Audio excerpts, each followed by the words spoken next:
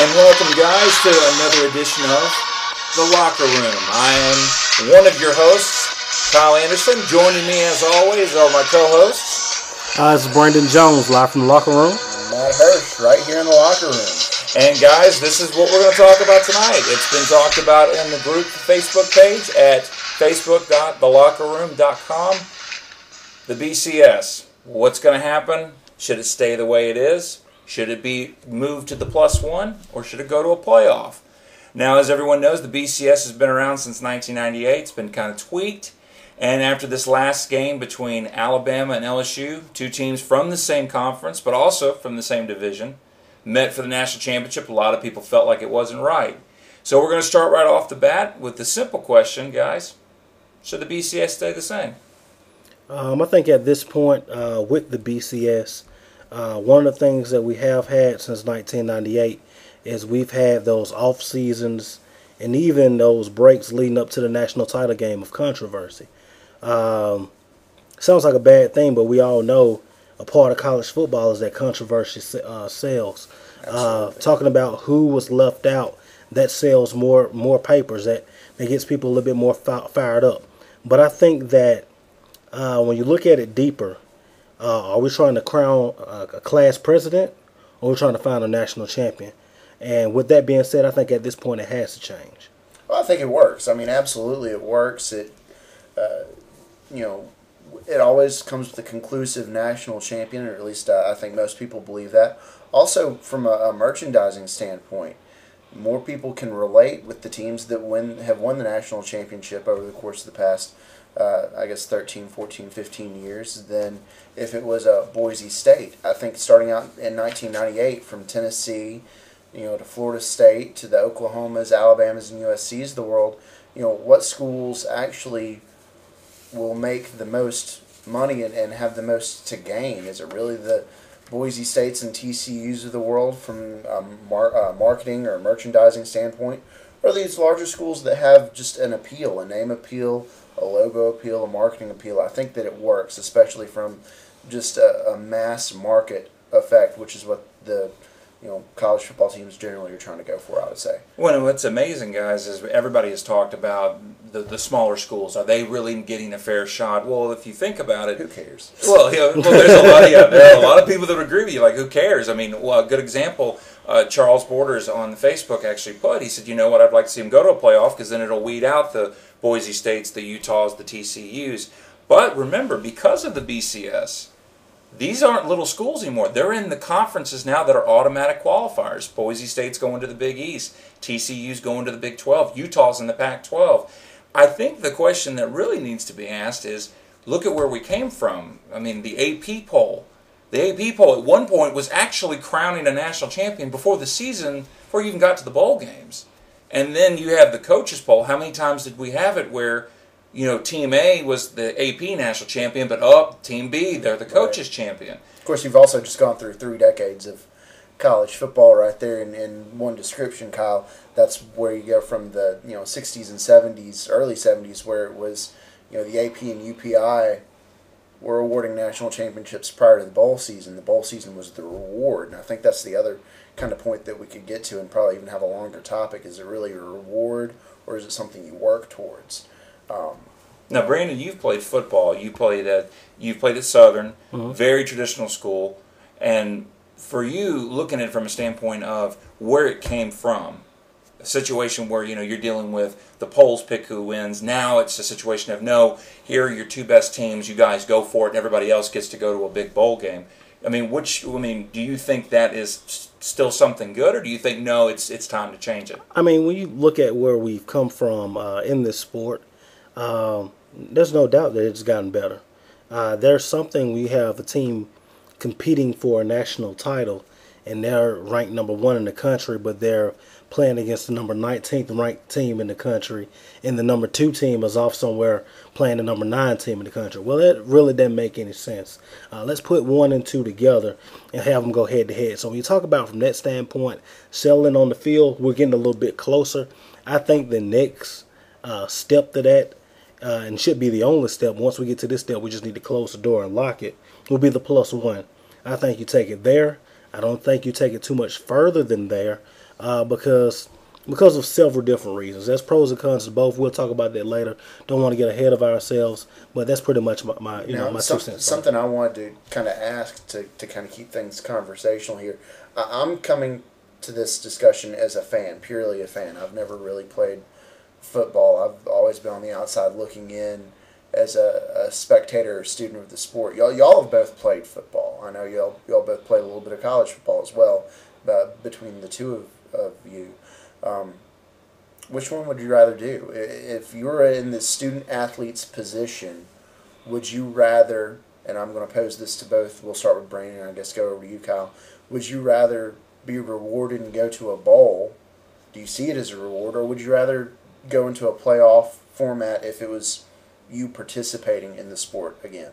Well, I would say dealing with the division that I played in Southern University, we're in the SWAC, 1AA football, FCS as they call it now. Most people call it 1AA. That's what I still call it.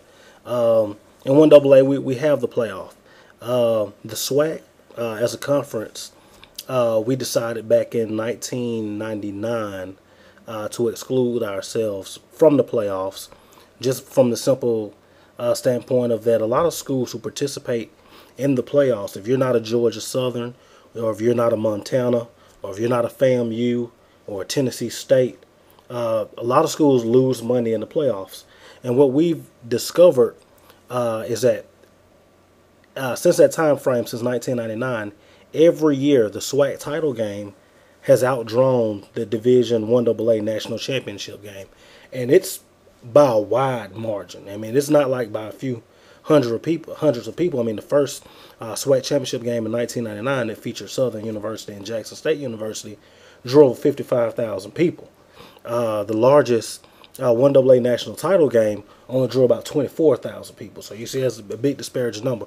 But I think as an athlete, I like the playoff. And I have friends that played at UNA and have participated in the playoff. And the thing that they like about it is each round, each week, that's the biggest game in your school's history.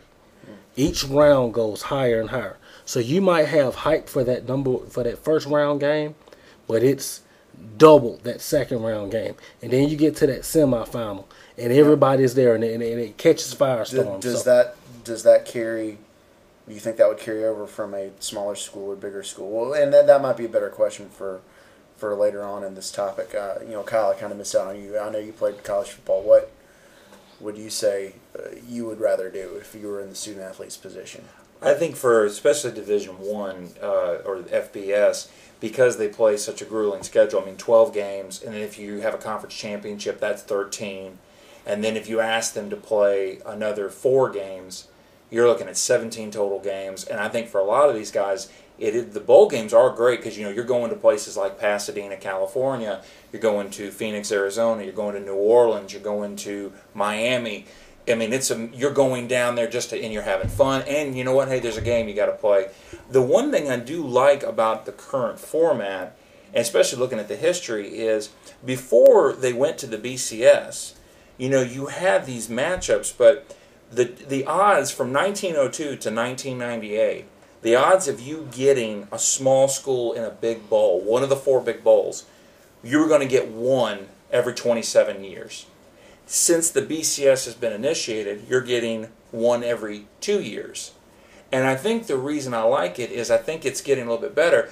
I will say this, I think if you're going to keep the current format, you have to get rid of the bowl tie-ins. You can't have the Big Ten and the Pac-10 or Pac-12 always playing each other. You need to mix it up.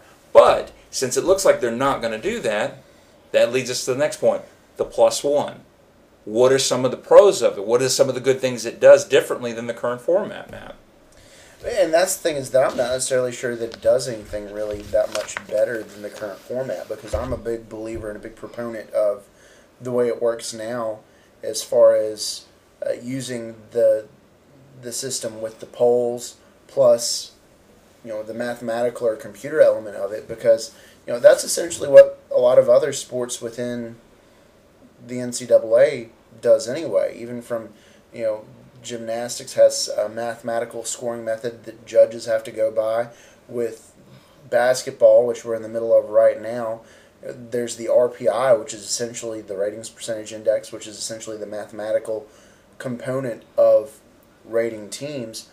I can't necessarily say I'm a big proponent of the the +1 system, because I think that it works now. I think adding one more game just elongates the season, eats into the NFL, really isn't necessarily the best situation. And everybody talks about, well, you give these smaller schools a chance, like y'all were talking about before.